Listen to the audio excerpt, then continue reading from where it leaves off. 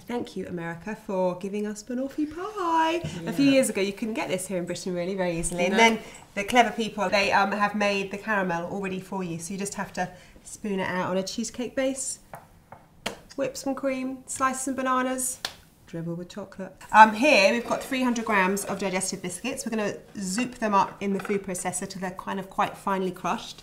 And then we're going to mix it with some melted butter in a tin. What's that for? Don't complicate things. We're not talking about icing sugar now. So anyway, over here. You can use any biscuits. You could use hobnob, chocolate hobnob or digestive. You could even use a ginger nut if you like things gingery. We're just using digestives today.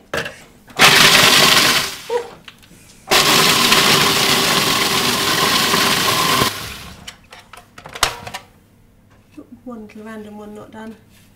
Last Whizz. I think that's done. No, this one is just, it's refusing to go. So obviously we're going to let this one live in a reduced form. I've used unsalted butter because you'll be surprised at how much salt there actually is in shop bought biscuits, and it makes it a bit too salty. Okay, what should you do it in? Probably do it in a bigger saucepan because there's a hole in the middle of this. So we're just going to push this down into the bottom of the tin for the base, and then we're going to bake it for about 10 minutes just so it crisps up.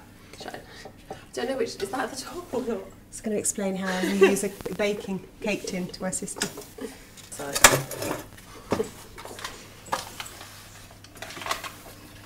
Most of my baking tins are silicone, and then you don't have to do all this. You get really delicious Banoffee pie in some delicatessens, and I always buy it, and you're never disappointed, you know. No, it's one of those puddings that is always good. And actually, if you want to make a very quick one at home and you're feeling a bit lazy, there's nothing wrong with a digestive. Spread with a bit of that stuff out of the tin, sliced banana, whipped cream. It takes no time at all. And if you do them in little individual bowls or glasses, then it doesn't matter that all the biscuit hasn't all stayed together because you just line your glass with it. It tastes delicious. Some of those things that you'll never be disappointed if you go to someone's house and they say we've got Banoffee pie. Won't matter what they serve you. Like, oh, okay.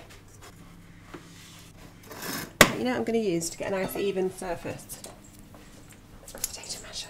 And that gets it nice and compacted. And hopefully that'll meet a nice firm base.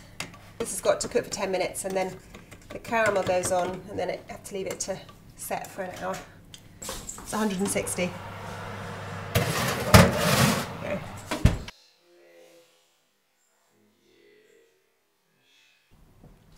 So that's been in the fridge and it's nice and cool. And I'm just going to, this is a spring form tin. I'm just going to, hopefully it's all going to stay together. If not, I'm going to feel a bit stupid. Ooh, well done. And now we're just going to pour this on. This is the caramel. Now, if you can't get this where you are, you can use dulce de leche, which is that Argentine caramel, which is actually what this is based on. In the old days, before you could buy this here, you get a tin of condensed milk, wouldn't you? And just stick it in water, wasn't it? Stick it in water and then boil it for about 3 hours. And your whole house would turn into this big kind of sauna. And then you'd realise that you hadn't used condensed milk, you'd actually used evaporated milk, and it's completely different. Look. Doesn't look that. Doesn't look that. It will look better when it's on. It's a bit pedigree charm. Anything about? Thanks, Claire. You can stop filming now. Actually, I want you to come back when it all looks perfect. Right, that needs about an hour. I'm going to pop it in the fridge. Perfect. So while I'm waiting for the caramel to set in the fridge, I'm going to whip up some cream, because Banoffee pie wouldn't be Banoffee pie without cream on the top. Now I prefer to use whipping cream because it actually gets thicky and whippy, much quicker than double cream. And just because it's quite a decadent dish, and hey, we want to make it a bit more decadent, we're going to put some icing sugar through the cream. A tablespoon in there.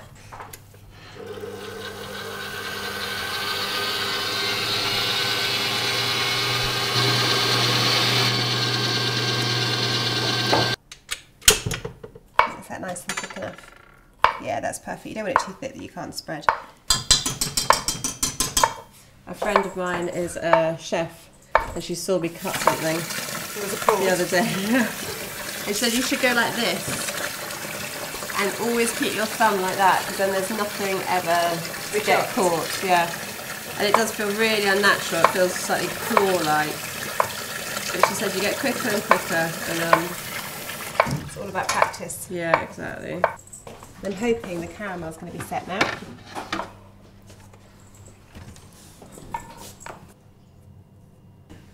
and then the cream goes on. Just going to grate some chocolate. You could melt chocolate, let it cool slightly and drizzle it on the top.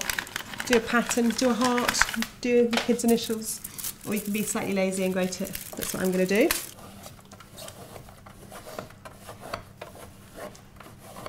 Yeah, we're ready.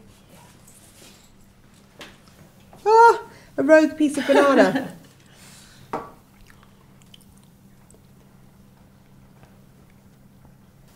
Yummy. So now this is the pun bit. We're going to scoffy some banoffee with a cup of tea. Apologise. That's it. Perfect. Good? Really good. Such a great combination, isn't it? Oh, chocolate. You, me, cake, dulce de leche. We're sisters, and together we're Crumbs. We both like cooking And we love food and chocolate and red wine.